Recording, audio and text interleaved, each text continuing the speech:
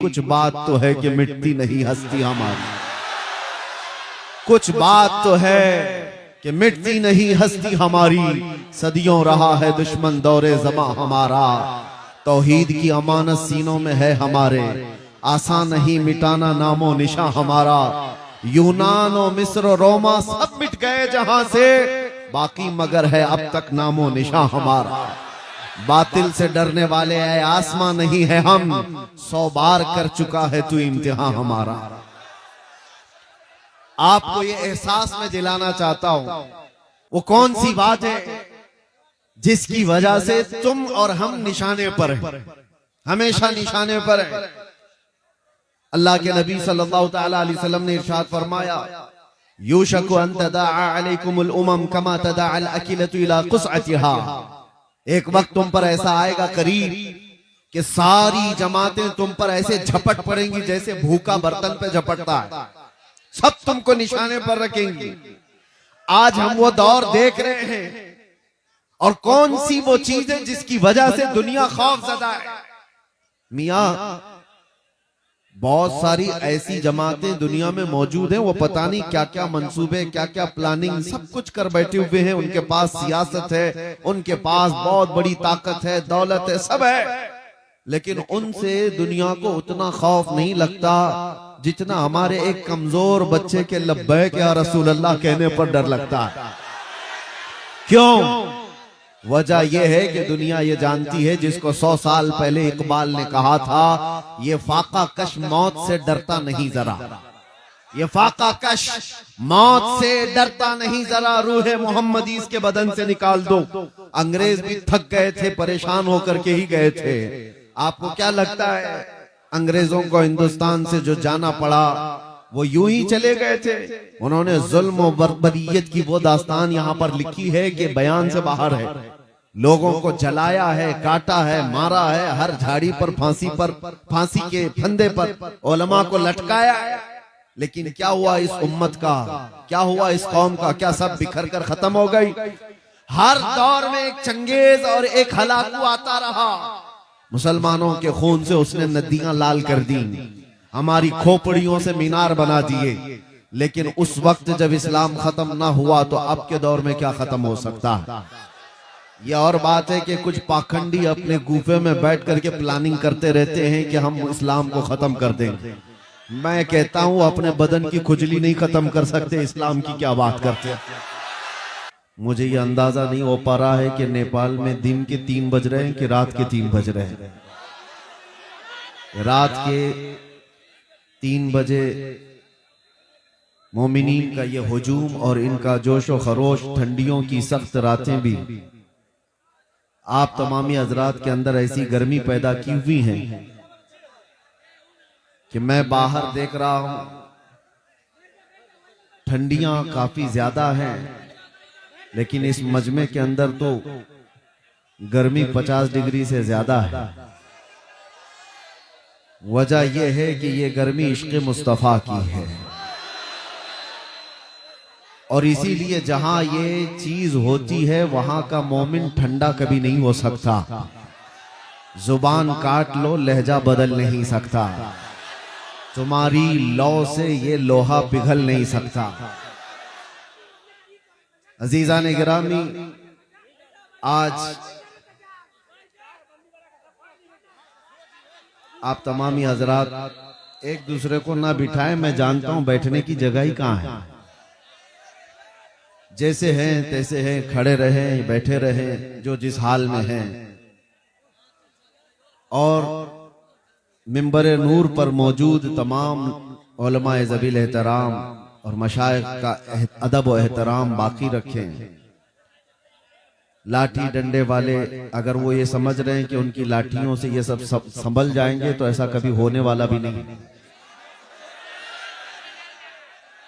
इसलिए कि हमें पता है ये वो कौम है जिसको लाठियों से सीधा नहीं किया जा सकता। लाठियां नीचे रख लें, इसलिए कि सही कहा आपके नाज़िम इजलास ने कि वीडियो में उसको किसी और माने में बयान कर दिया जाता है। हाँ, आप तमामी हजरात के सामने सिर्फ एक बात का मैं जिक्र करूंगा कि हालात जिस कदर तेजी से करवट लेते जा रहे हैं और जितनी तेजी से बदलते हुए जा रहे हैं, तुम्हारे इम्तिहानात की घड़ी वैसी करीब आती जा रही है। तुम्हारे ईमान का इम्तिहान, तुम्हारे इश्क मुस्तफ़ा का इम्तिहान, तुम्हारे सबात और इस्तिकामत का इम्तिहान, इन तमाम इम्तिहानात में नौजवानों खालिस एक चीज की जरूरत रह जाती हमेशा कि दुनिया ने हमसे बहुत कुछ छीना है, अखलाक भी छीन लिया है, किरदार भी छीन लिया है, इल्म भी, हमारे तमाम ओहदे भी, दौलत भी, सियासत भी, इख्तिदार भी, सब छीन लिया है। और जिसकी बुनियाद पर यह कौम आज इंतशार की शिकार है। हम सब मुंतशिर हैं, टूटे बिखरे हुए हैं, लेकिन फिर उसके बावजूद एक बात मैं जरूर कहूंगा, दुनिया तो ये कहती है कि ये बैकवर्ड लोग हैं, ये बिछड़े हुए समाज के लोग हैं, इनके पास अखलाक, किरदार, एजुकेशन, सियासत, इख्तिदार कुछ नहीं रह गया। मैं मानता हूं, देख करके भी हालात यही लगते हैं, हमारे नौजवान सब बिखरे हुए हैं, टूटे हुए हैं, लेकिन फिर दिल में एक बात का ये एहसास होता है कि अगर ये जमात इतनी टूटी बिखरी हुई ही है तो मीडिया 24 घंटे क्यों हम पर भोंकता है? ये मीडिया के तमाम दज्जाल हमें निशाने पर रखे क्यों हैं? वो ये बताना चाहते हैं कि तुम हजार टूट कर बिखर जाओ तब भी कुछ बात तो है कि मिटती नहीं हस्ती हमारी, कुछ बात तो है कि मिटती नहीं हस्ती हमारी, सदियों रहा है दुश्मन दौरे ज़मा हमारा, तौहीद की अमानत सीनों में है हमारे, आसान नहीं मिटाना नामो निशा हमारा, यूनान और मिस्र और रोमा सब मिट गए जहां से, बाकी मगर है अब तक नामो निशा हमारा, बातिल से डरने वाले है आसमां नहीं है हम, 100 बार कर चुका है तू इम्तिहान हमारा। आपको ये एहसास मैं दिलाना चाहता हूं कि वो कौन सी बात है, पैसे वाले सब बैठे रहो,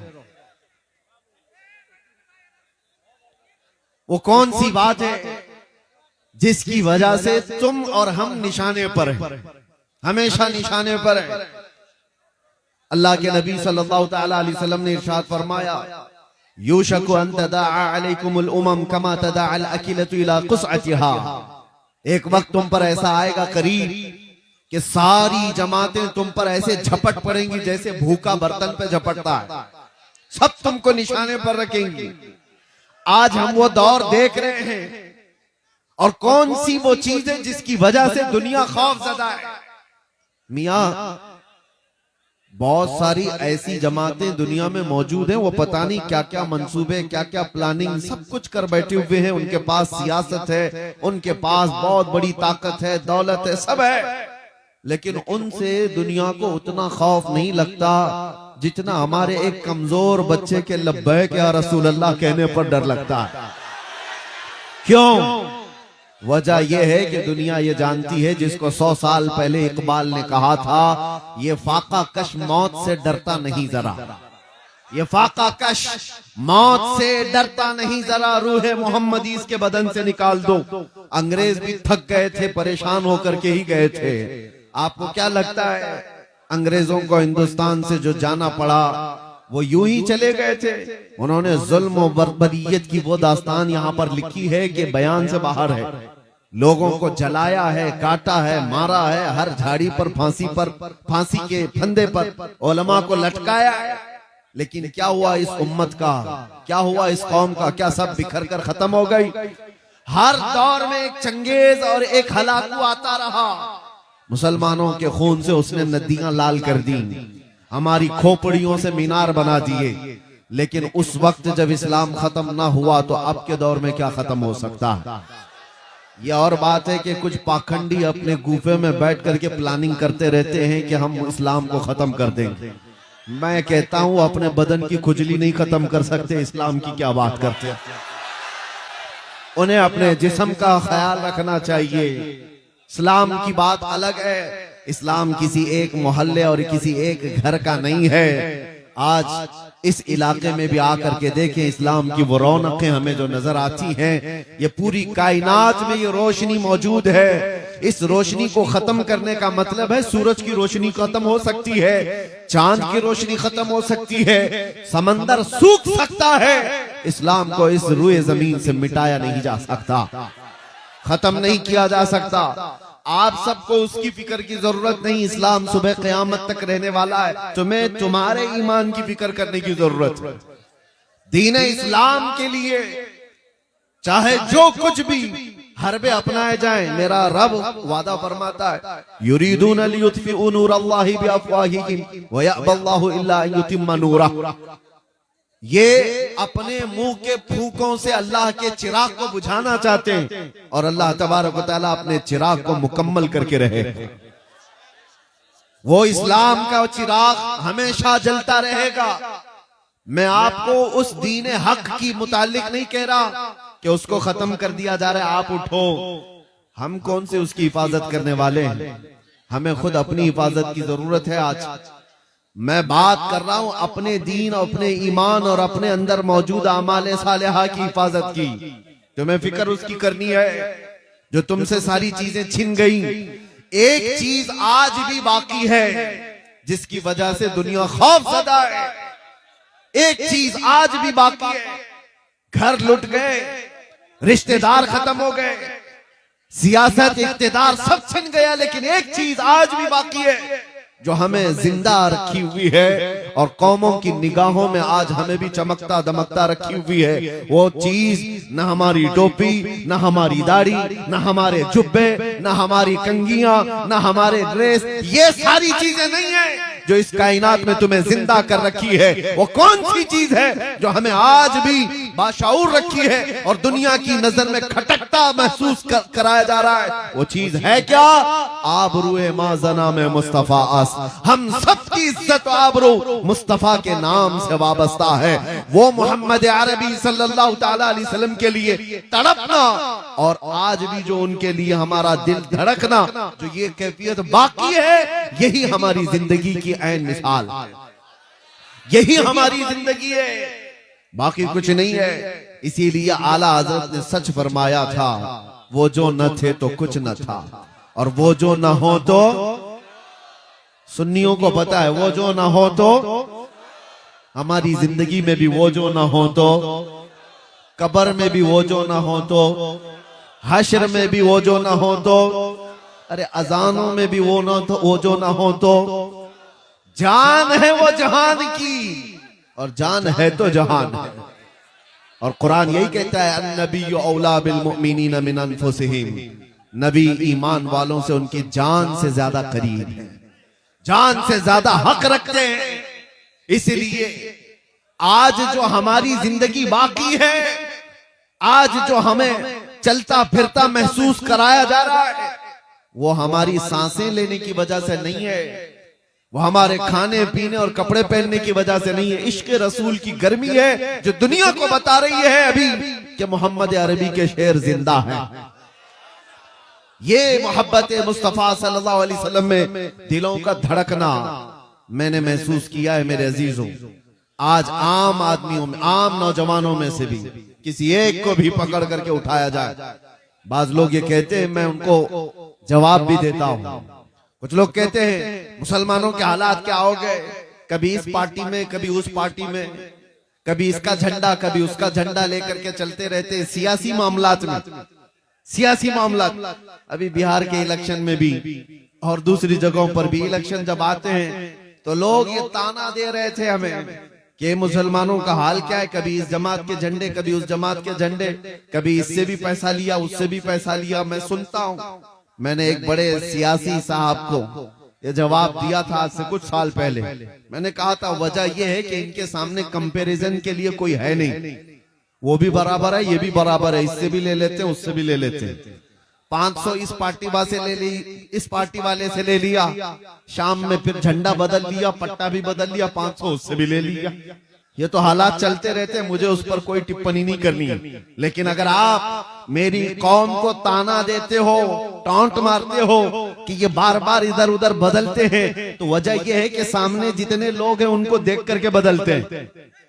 तुम्हारे जितने कायदीन हैं उनको देखकर बदलते रहते हैं। लेकिन आओ, मैं अपने मोहल्ले के या किसी भी इलाके के मुसलमानों में से बड़े मुत्तकी परहेजगार आलिम दीन की बात नहीं करता। एक आम नौजवान को भी उठाओ, आम नौजवान को उठाओ और उसको मेरे सामने लाओ। आप भी बैठना, एक तरफ आप 1 करोड़ रुपए सामने रख देना और दूसरी तरफ गुंबदे खजरा को दिखा करके पूछना, ऐ नौजवान ये लेता है या गुंबदे खजरा को ठोकर मार सकता है? हमारा हर नौजवान ये कहेगा अपना सब कुछ गुंबदे खजरा कल भी था और आज भी है। मेरे नबी से मेरा रिश्ता कल भी था और अरे हमारे आमाल बुरे हो गए सही, ये भटक से गए हैं आमाल के एतबार से, लेकिन एक बात है मेरे अजीजों, आज से 4 साल पहले दिल्ली में जाने के लिए ऐलान किया हुआ था। एक पाखंडी भोंक रहा था हुजूर पाक की शान में, हमने उसको मुबाहले की दावत दी थी, शायद सबको पता हो। हम जा रहे, उस वक्त की एक हालात मुझे पता है। एक नौजवान आया और अजीब जीन्स फटी हुई है, कान में बाली है, टैटू लगे हुए हैं। आकर के उसने मुझसे कहा कि मुफ्ती साहब मैंने सुना है आप आग में कूदने जा रहे हैं। मैंने कहा आपको क्या है इससे, आप क्या चाहते हैं? कहा नहीं, मैं गुनहगार बहुत हूँ, मैं कभी मस्जिदों की तरफ ज्यादा नहीं आया, लेकिन इतनी बात है कि आग में कूदने की बात आई अपने नबी की तो आप नहीं जाना, मुझे उसमें भेज दे, मैं जलने के लिए तैयार हूँ, आप न जाएं, आप खड़े रहें। उसको देख करके मेरे आंखों में आंसू आ गए थे। फिर बारगाह मुस्तफा में मैंने ये अर्ज किया था, या रसूल अल्लाह, ये उम्मत गुनहगार हो गई लेकिन गद्दार नहीं है, गद्दार नहीं है, और जब तक गद्दारी नहीं आएगी तुम्हारे ऊपर किसी का कुछ नहीं हो सकता और कोई बाल बेका भी नहीं कर सकता। ज्यादा से ज्यादा क्या होगा, जेलों में डालोगे, और जेलों में जाना हमारे लिए नई बात नहीं है, हमारे आबा व अजदाद की सुन्नत है। जाएंगे आएंगे, और इससे ज्यादा क्या करोगे, फांसी पर चढ़ाओगे, वो भी हमारे लिए ताज्जुब की बात नहीं है। फांसी पर भी मेरे मुस्तफा के गुलाम चढ़ चुके, ये कहते हुए कोई गुल बाकी रहेगा न चमन रह जाएगा, पर रसूलुल्लाह का दीने हसन रह जाएगा। सब फना हो जाएंगे काफी वो, लेकिन हश्र तक नाम हजरत का जुबानों पर चलन रह जाएगा।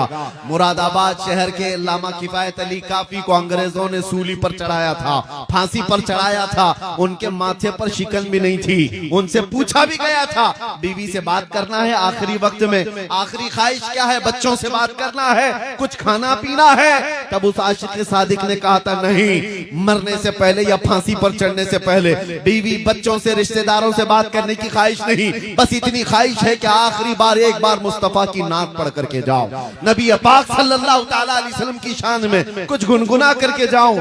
आपको मैं बताऊं, ये ज्यादा से ज्यादा यही हो सकता है इस दुनिया में।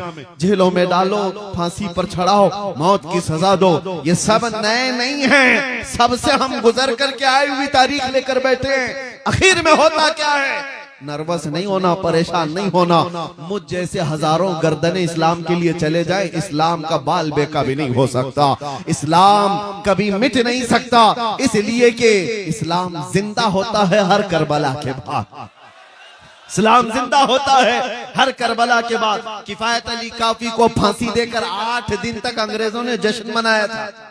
किस लिए?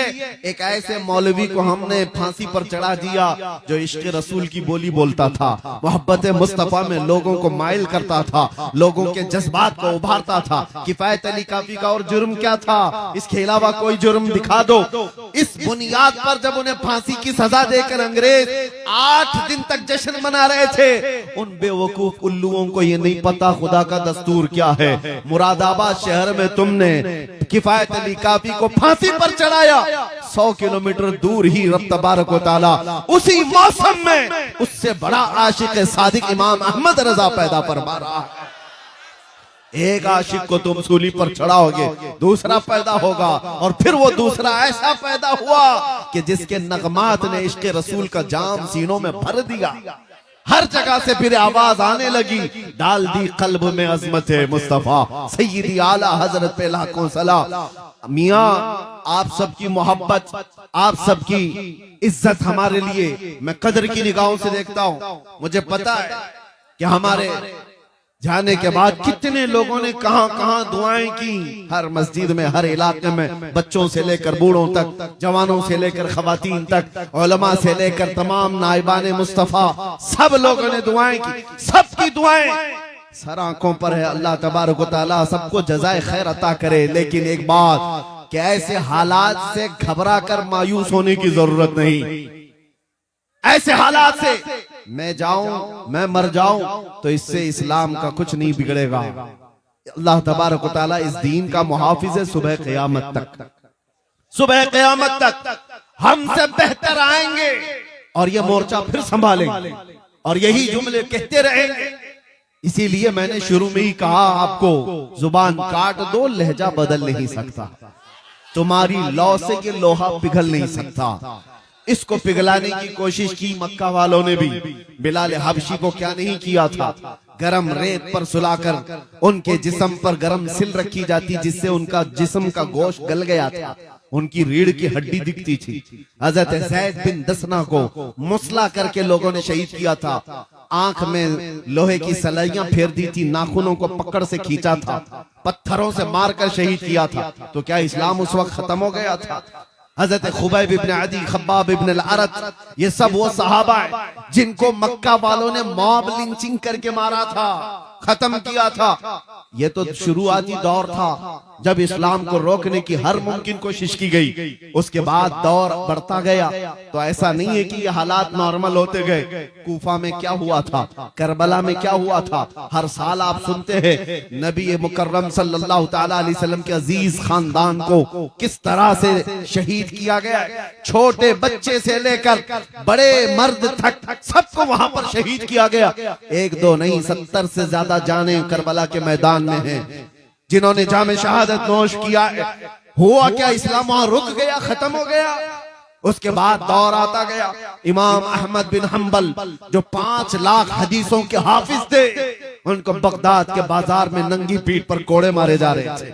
सिर्फ इस बुनियाद पर कि हक बात का ऐलान करते थे, उनको कोड़े मारे जाते थे।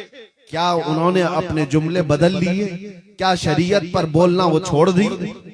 कभी ऐसा नहीं हुआ। दौर बदलता गया। इमाम मूसा, हजरत इमाम मूसा काज़िम रज़ियल्लाहु ताला अन्हु को 7 साल तक जालिम खुलफा ने कैद में रखा। उन हालात में आपने सूरज तक नहीं देखा था। 7 साल तक अहले बैत के वो बड़े इमाम, इमाम जाफर सादिक के बेटे। तो क्या उस वक्त इस्लाम रुक गया, खत्म हो गया? इमाम मोहम्मद बिन हसन अस्करी को 20 साल जेल में रखा गया। क्या इन मसाइब आलाम के बाद दुनिया सब मिलकर के इस्लाम को खत्म कर दिया?